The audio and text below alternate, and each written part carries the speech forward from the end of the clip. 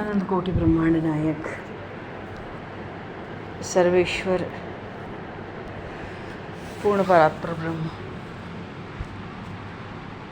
असंख्य कल्याण गुणगण निलय भक्तवांक्षा कल्पतरु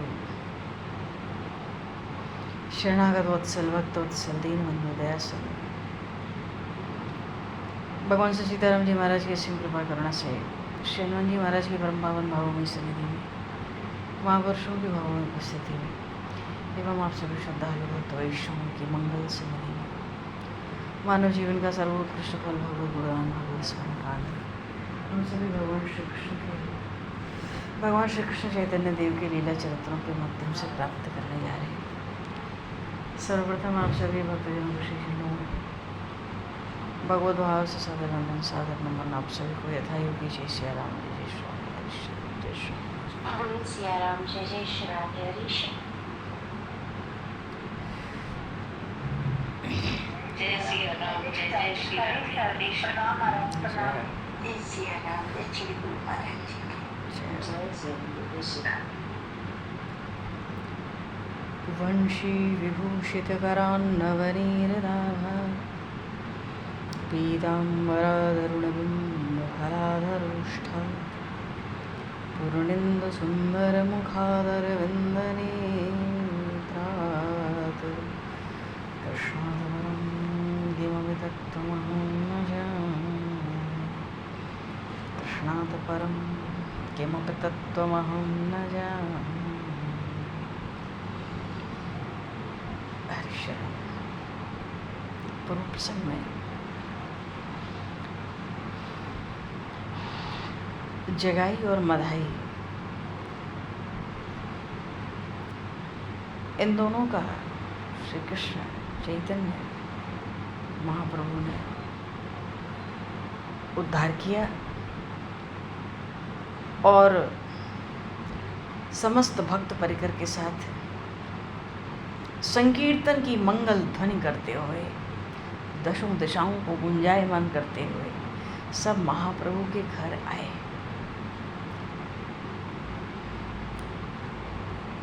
वाल्मीकि रामायण में आया सकृदेव प्रपन्नाय तवास्मिति च याचिते अभयम सर्वभूतेभ्यो ददाम्येतत् व्रतं मम।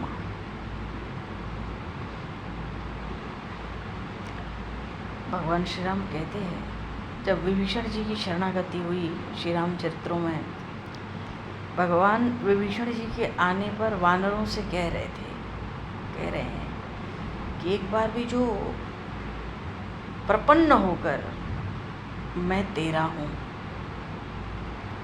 ऐसा कहकर मुझसे कृपा की याचना करता है उसे मैं सर्व प्राणियों से अभय प्रदान करता हूँ ऐसी मेरी प्रतिज्ञा है।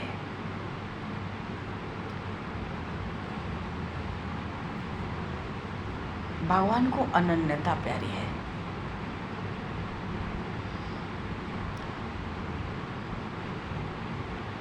भगवान का होकर कोई दूसरी तरफ दृष्टि उठाओ भगवान को ये पसंद नहीं, बिल्कुल पसंद नहीं। जगाई मधाई का उद्धार हो गया। अवधूत श्री नित्यानंद जी के माध्यम से इन पर कृपा हुई, इनके उद्धार का संकल्प हुआ और भक्त का संकल्प तो सदा से ही भगवान पूर्ण करते आए हैं।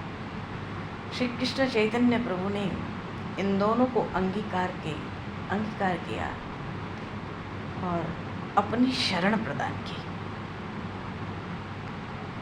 जगाई मधाई की जो प्रपन्नता है सकर देव प्रपन्नाय तवास्मिति जयाच प्रपन्नता की भक्ति मार्ग में अतिशय महिमा गाई गई है।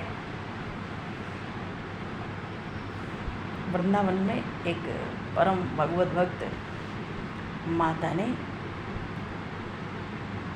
ब्रह्मचारी जी को एक बार कथा सुनाई। क्या कथा सुनाई कि भक्त भयभंजन भगवान द्वारिका के भव्य भोजन भवन में बैठे हुए और सत्यभामा आदि जो भामिनियाँ हैं उनकी रानी पटरानी है उनसे घिरे हुए भोजन कर रहे थे। किसी समय द्वारिका में भगवान द्वारिकाधीश भगवान एक बहुत ही सुंदर स्वर्ण की चौकी पर विराजमान थे और स्वर्ण के बहुमूल्य थालों में तरह तरह के स्वादिष्ट व्यंजन सजे हुए थे।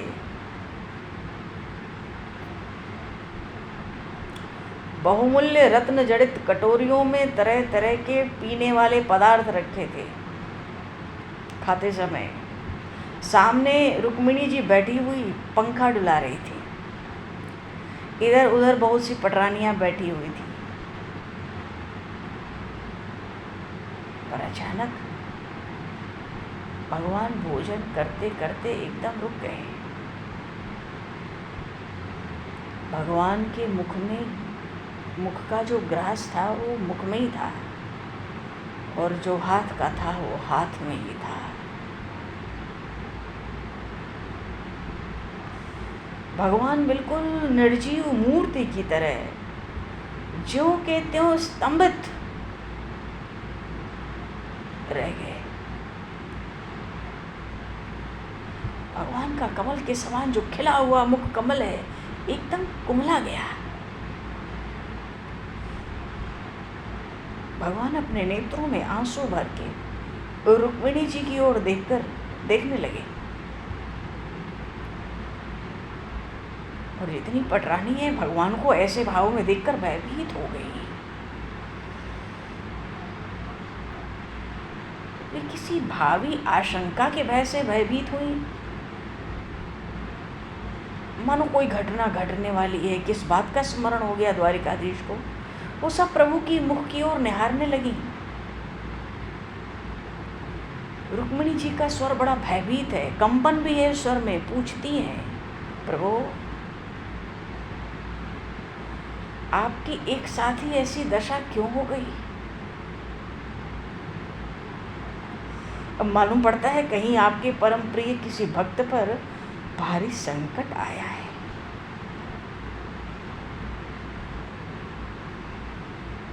इसी कारण आप इतने खिन्न हो गए। क्या मेरा ये अनुमान ठीक है? रुक्मिणी जी की ओर देखते हुए भगवान द्वारिकाधीश कहते, तुम्हारा अनुमान असत्य नहीं है। बड़ी अधीरता प्रकट करते हुए रुक्मिणी जी ने प्रभु से कहा कि हे प्राणनाथ, मैं उन महाभाग भक्त का और उनकी विपत्ति का हाल जानना चाहती हूँ।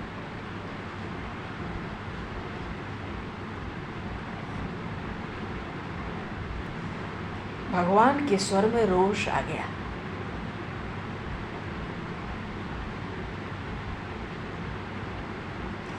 भगवान ने रुक्मिणी जी से कहा, दुष्ट दुशासन भरी सभा में द्रुपद सुता द्रौपदी के चीर को खींच रहा है। गुरुजनों की सभा में, गुरुजनों के सन्मुख वो उस पतिव्रता को तिरस्कृत करना चाहता है।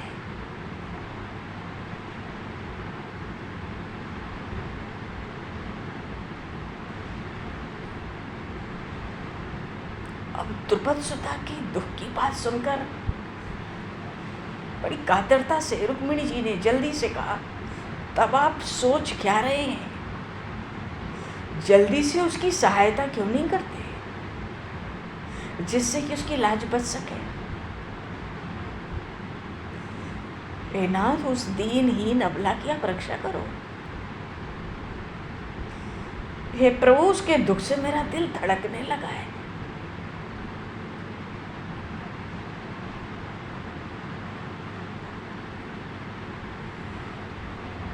गदगद कंठ से भगवान ने कहा, सहायता कैसे करूं?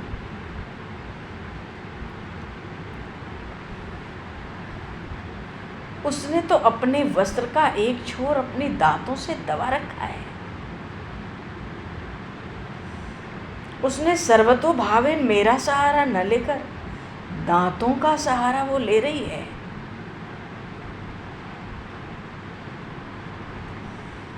जब तक वो सब आशाओं को छोड़कर पूर्ण रूप से मेरे ही ऊपर निर्भर नहीं हो जाती,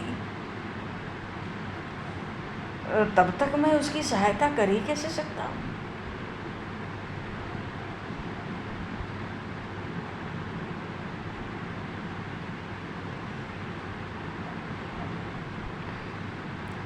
भगवान द्वारिका में इतना कह ही रहे थे कि द्रौपदी ने सब ओर से अपने को असहाय समझकर भगवान का ही आश्रय लेने का उस समय निश्चय किया। वो अपने मुख से कृष्ण नाम कहना चाहती थी, पर उसके मुख से कृष्ण इतना ही निकला था कि दांतों से वस्त्र छूट गया। दांतों का आश्रय छोड़ना था, पर उस कृष्ण के आगे ण भी नहीं निकला। पूरा कृष्ण नहीं निकल सका। कृष्ण कहते ही जैसे ही दांतों से वस्त्र छूटा, ण निकलता, पूरा कृष्ण शब्द निकलता, नाम उसके पहले ही, तभी भगवान वहां उपस्थित हो गए। बोलिए श्री द्वारिकाधीश भगवान की जय। और द्रौपदी के चीर को अक्षय बना दिया। और इसी का वर्णन करते हुए सूरदास जी कहते हैं, द्रुपद सुता निर्बल भई तादिन गहि लाए निज धाम।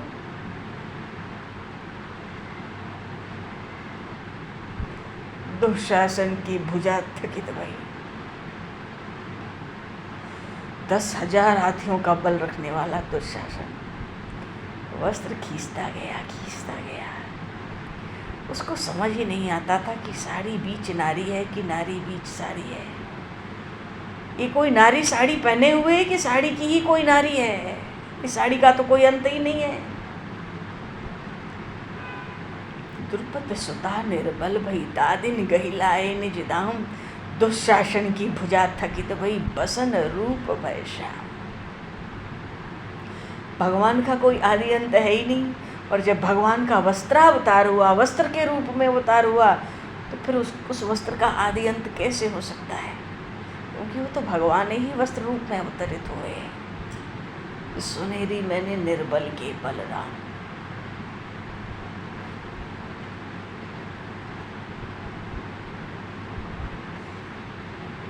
बात यह है, जब तक मनुष्य को अपने बल का आश्रय है,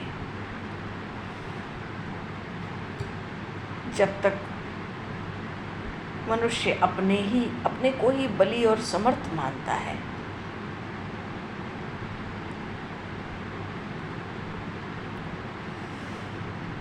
तब तक भगवान सहायता क्यों करेंगे? वे तो निर्बलों के सहायक हैं, निष्किंचनों के रक्षक हैं। इसलिए आगे सूरदास जी कहते हैं उसी पद में, अप बल तप बल और बाहुबल, चौथे बल है दाम। सूर किशोर कृपाते सब बल, और हारे को हरिनाम। सुनेरी मैंने निर्बल के बलराम।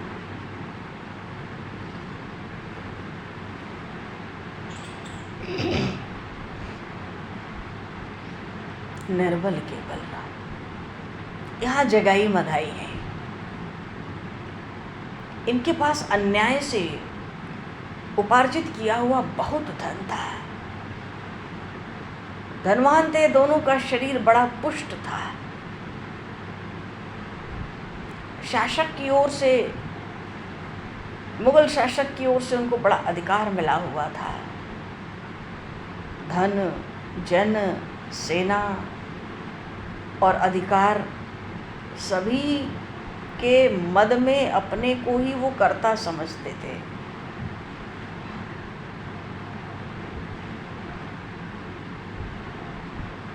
इसलिए आज तक चैतन्य प्रभु इनसे दूर ही रहते थे।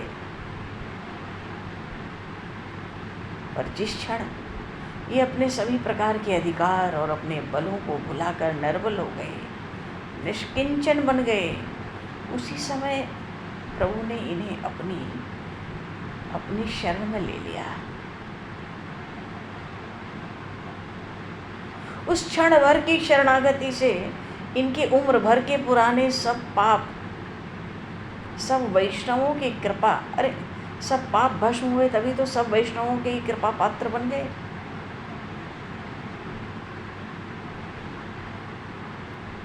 प्रपन्नता और शरणागति में ऐसा ही जादू है।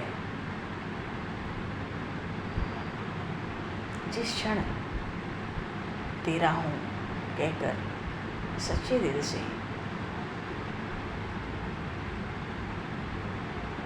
मनुष्य भगवान से प्रार्थना करता है, उसी क्षण वो अपना लेते हैं।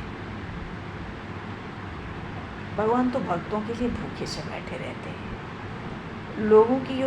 लोगों के मुख की ओर भगवान निहारते रहते हैं, ताकते रहते हैं कि कब कोई कहे कि मैं तुम्हारा हूँ। अजी यहाँ तक अजामिल ने तो झूठे ही पुत्र के बहाने नारायण शब्द कह दिया, बस इतने से ही उसकी रक्षा की और जन्म भर के पाप क्षमा कर दिए।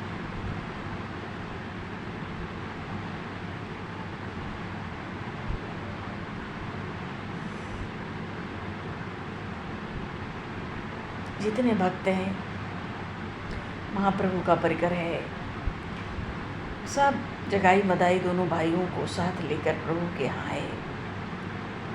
सब भक्त अपने अपने स्थान पर बैठ गए। एक उच्च सिंहासन था, उस पर प्रभु विराजमान हुए। उनके दाहिने ओर तो गदाधर हैं और बाईं ओर नित्यानंद जी बैठे हैं। गौरंग प्रभु के सामने वृद्ध अद्वैताचार्य जी विराजमान है। इसके अलावा वहाँ विद्यानिधि पुंडरीक जो अविच्छिन्न भक्त थे, बाहर से तो भोगी विलासी दिखते थे पर बड़े भारी भगत। और सामने हरिदास जी हैं, गरुड़ हैं, रमाई पंडित हैं। ये रमाई पंडित श्रीवास पंडित के छोटे भाई हैं। इनका नाम राम है पर इनको लोग रमाई पंडित कहते हैं। श्रीनिवास हैं, गंगाधर हैं, वक्रेश्वर, चंद्रशेखर, सब भक्त चारों ओर से घेर के प्रभु को बैठे हैं। और बीच में ये दोनों भाई जगाई और मधाई, सिर नीचा किए, आंखों से अश्रु बहा रहे थे। इनके अंग प्रत्यंग में पश्चाताप की ज्वाला थी। आज ज्वाला मानो निकलती हुई सी दिखाई दे रही है, ऐसे तप रहे हैं ये अपने पाप के प्रायश्चित के लिए। दोनों का शरीर पुलकित हो रहा है। दोनों ही नित्यानंद जी की ओर और प्रभु की ओर भारी कृपा के बोझ से, उनकी देख ऐसे रहे मानो इनकी कितनी कृपा हो गई, उस कृपा के बोझ से दबे जा रहे थे। शरीर का होश नहीं था इनको अपने। जब प्रभु ने देखा, बड़े विषाद से युक्त होकर बैठे हैं, उन्होंने कहा, भाइयों, जगाई मदाई से गौरांग प्रभु कहते हैं, भाइयों, तुम पर तो हमारे श्री नित्यानंद जी ने बड़ी कृपा कर दी। अब तुम लोग शोक मोह छोड़ दो, अब तुम निष्पाप बन गए। भगवान ने तुम्हारे ऊपर बड़ी कृपा की है।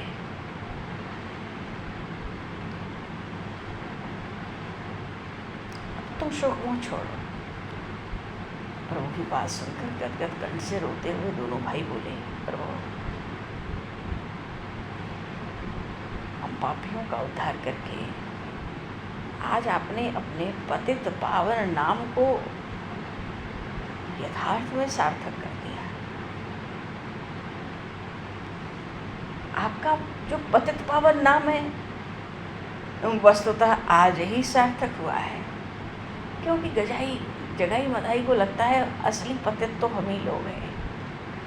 जब हम पावन पवित्र हो गए तो सच में भगवान का ये नाम सच्चा है, पतित पावन। इसलिए वो कहते हैं आपका ये जो नाम है वो आज ही सार्थक हुआ है। अजामिल को तारने में आपकी कोई प्रशंसा नहीं थी। क्यों? उसने सब पापों का नाश करने वाले 4 अक्षरों का नारायण नाम तो लिखा था, नारायण नाम तो लिया था। और वो गड़िका सुआ पढ़ाते पढ़ाते राम नाम का उच्चारण ही तो करती थी। कैसे भी सही भगवान नाम का उच्चारण तो उसकी जिह्वा से होता था। वाल्मीकि जी ने हजारों वर्षों तक उल्टा ही सही नाम जप तो किया था। अरे खेत में तो उल्टा सीधा कैसे भी बीज पड़ना चाहिए, वह जम तो जाता ही है। दंतवक्र, शिशुपाल, रावण, कुंभकर्ण, शक्टासुर, शंबरासुर, अगासुर, बकासुर, कंस, बड़े बड़े असुर, दैत्य, दानव, राक्षस द्वेष बुद्धि से ही सही आपके ही तो रूप का चिंतन करते थे।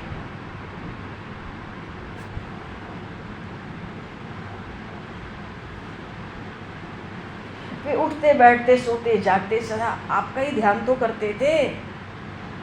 तो सबकी मुक्ति होना तो होनी चाहिए। ये लोग तो भगवत संबंधी होने के कारण मुक्ति के अधिकारी थे ही। भाई किसी ने नाम के बहाने भले बेमन से किसी और भाव से या किसी ने आपसे शत्रुता करके आपके रूप का ध्यान किया, किसी ने नाम का उच्चारण किया, तो मुक्ति के अधिकारी तो होंगे ही जो आपके नाम और रूप का आश्रय लेते। पर हे दीनदयाल, हे अशरण शरण, हे पतितों के एकमात्र आधार, हे कृपा के सागर,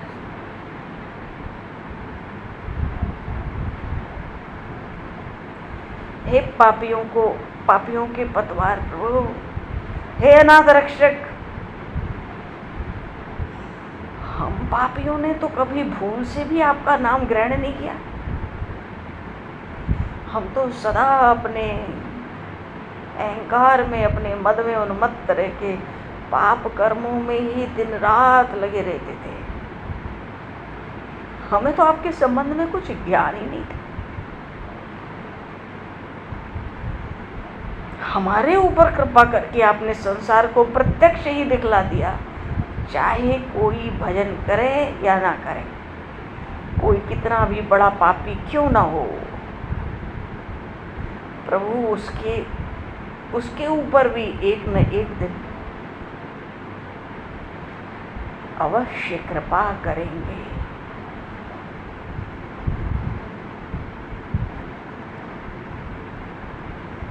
अवश्य कृपा करेंगे।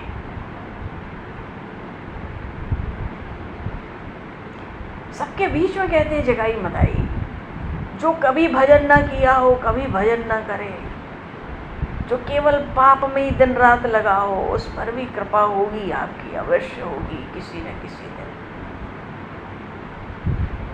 और प्रभु हमें तो अपने पापों का फल आप भोगने दीजिए।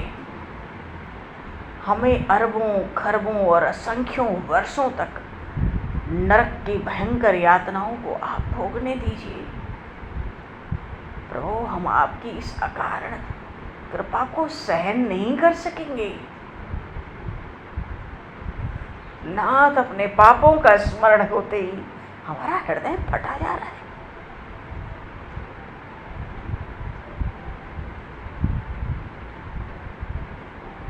हम प्रभु के इतने बड़े कृपा पात्र बनने योग्य करोड़ों जन्मों में भी नहीं बन सकेंगे। तो जितनी कृपा प्रभु आप हमारे ऊपर प्रकट कर रहे हैं,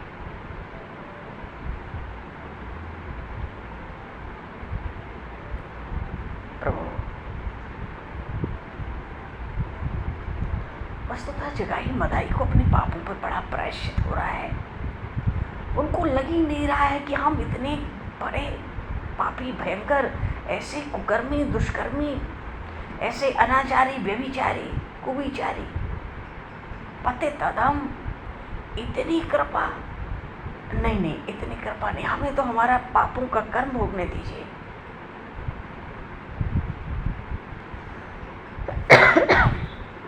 हम विचार करें, कल तक जो मद्यपान के अतिरिक्त कुछ जानते समझते ही नहीं थे, जो जगाई मदाई, उन्हीं के मुख से ऐसी अपूर्व स्तुति सुनकर सभी भक्त आश्चर्य में। क्योंकि इनके कर्मों से तो सब थर थर कांपते थे। भक्त सोच रहे हैं कि ऐसी स्तुति कर रहे हैं ये प्रभु के सामने, सब एक दूसरे की ओर देखकर आश्चर्य प्रकट करने लगे।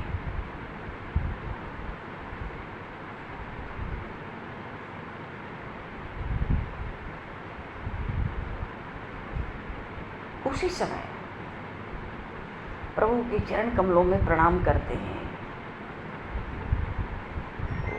श्रीधर स्वामी की भागवती टीका में आया है ना, मूकम करोति वाचालम पंगुम लंघते गिरिम यत् कृपातमहं वंदे परमानंद माधवम।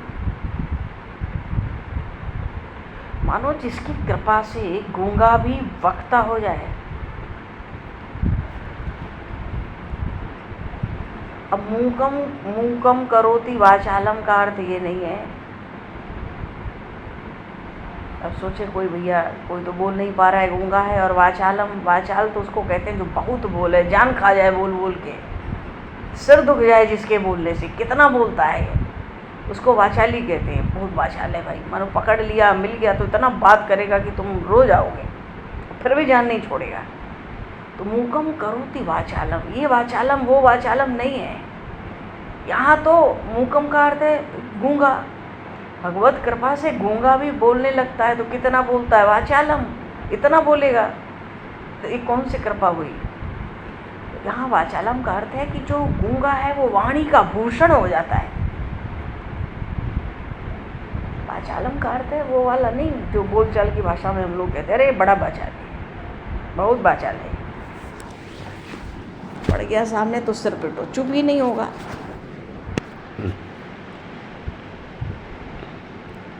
पर यहाँ मूकम करोति वाचालम का अर्थ है गूंगे को भी भगवान अपनी कृपा से वाणी का भूषण बना देते।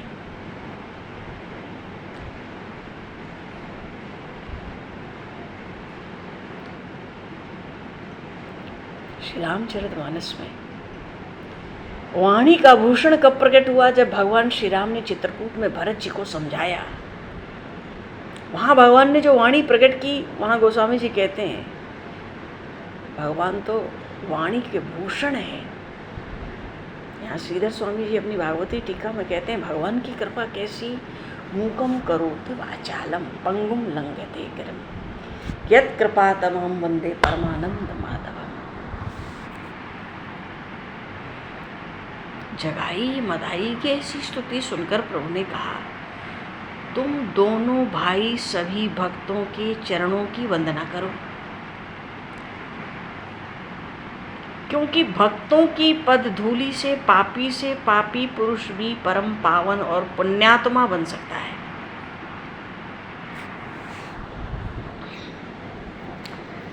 जो भगवान के परम वैष्णव होते हैं, जैसे पतिव्रता सौभाग्यनी स्त्रियां हैं, उनका मंगल चिन्ह क्या है? वो अपने मस्तक पर सिंदूर धारण करती हैं, सौभाग्य का सूचक। तो जो परम वैष्णव होते हैं वो क्या सौभाग्य का सूचक धारण करते हैं? भगवान के चरण कमल तिलक स्वरूप में मस्तक पर धारण करते हैं, वही उनका सौभाग्य सूचक है। पतिव्रता स्त्रियां बड़ा आभूषण धारण करती हैं। तो भगवान के जो भक्त होते हैं, वैष्णव होते हैं, वो क्या आभूषण धारण करते हैं? वो भक्तों की, वैष्णवों की चरणों की धूल को ही अपना आभूषण बना लेते हैं, वही उनका भूषण होता है। जैसे भगवान शिव बैठते हैं तो भस्म, शमशान की राख, कैसी अपवित्र, कैसी दुर्गंधित वस्तु है, पर जब भगवान शिव के श्रीअंग पर भगवान शिव से जब उसका संपर्क हो जाता है तो उस भस्म का स्मरण करने से भी जीव परम पवित्र हो जाता है, क्योंकि उस भस्म का संग भगवान शिव से हो गया। यहाँ महाप्रभु स्वयं कहते हैं, देखते हैं कि इनके भीतर अपने पाप को लेके बड़ा प्रायश्चित हो रहा है, तो प्रभु ने कहा कि यहाँ जितने भक्त बैठे हैं सबके चरणों की वंदना करो, और सब चरणों के भक्तों की, जितने भक्त हैं इनके चरणों की धूल, इस धूल में, इस रज में ऐसी इसकी महिमा है कि पापी से पापी परम पावन पुण्यात्मा हो जाए। तो आज्ञा मिली प्रभु कि दोनों भाई अपने अपने अश्रुओं से भक्तों के चरणों को भिगोते हुए उनकी चरण वंदना करते। सब भक्तों ने उन्हें हृदय से परम भागवत होने का सर्वोत्तम आशीर्वाद दिया। वाह!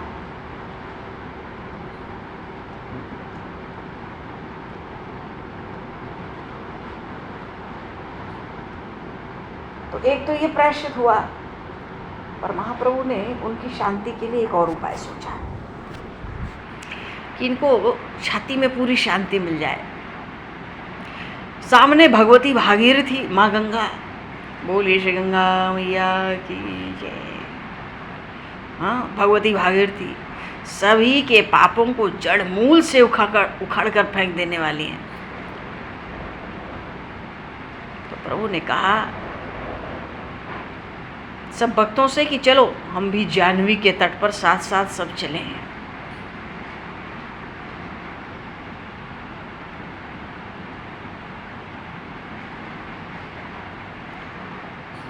चांदनी रात थी, गर्मी का दिन था, कुछ लोग सो गए थे, कुछ सोने की तैयारी कर रहे थे।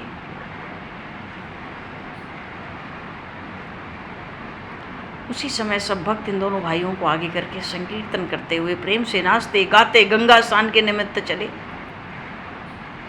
संकीर्तन और जय जयकार की तुमुल ध्वनि, हजारों नर नारी गंगा जी के तट पर एकत्रित हो गए। और कितने तो खाट पर से वैसे ही बिना वस्त्र पहने उठ के चले आए। कोई भोजन कर रहे थे, उसी को भोजन करते ही दौड़े आए, छोड़ दिए।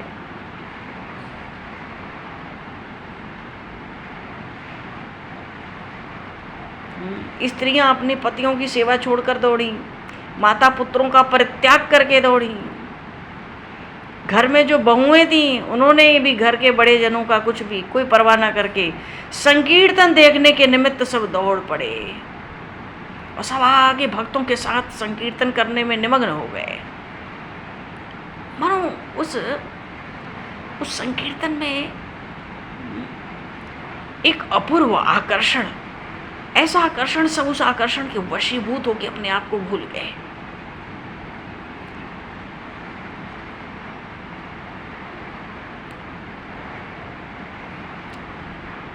चलो जी, प्रसंग बहुत सुंदर है, आज तो कीर्तन ही होने दो।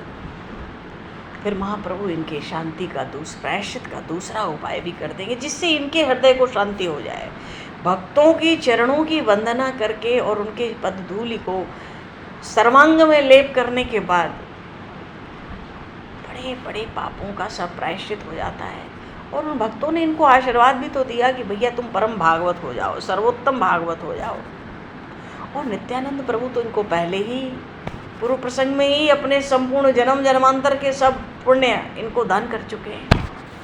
पर इनकी जो पाप से इतने लिप्त थे आज तक, वो विस्मरण उन पापों का विस्मरण अभी भी नहीं हो रहा है। ये प्रायश्चित उनके भीतर एक प्रायश्चित की ज्वाला प्रकट किया हुआ है। तो प्रभु ने सोचा भागवती भागीरथी, अब इसी में इनका बढ़िया सुंदर स्नान कराया जाए इनको, और वो भी एक बड़ी बहुत ही विलक्षण घटना है। तो अब आज इनका कीर्तन ही होने दो, आगे का प्रसंग अब समय को दृष्टिगत करते हुए आगे। बोलिए श्री चैतन्य महाप्रभु की जय, श्री नित्यानंद प्रभु की जय, रामराज सरकार की जय, राधे कृष्णचंद्र भगवान की जय, श्री गौरी शंकर भगवान की जय, श्री हनुमान जी महाराज की जय, सतगुरुदेव भगवान की जय। भगवान समय को दृष्टिगत करते हुए बाज यहीं पर वाणी को विराम। परवा के पुष्पांजलि प्रभु के श्री चरणों में सादर समर्पित। आप सभी को भी यथा योग्य जय श्री राम, जय जय श्री राधे हरि शरण, जय श्री जय श्री राम, जय जय श्री राधे हरि चरण, प्रणाम महाराज, प्रणाम, जय श्री राधे।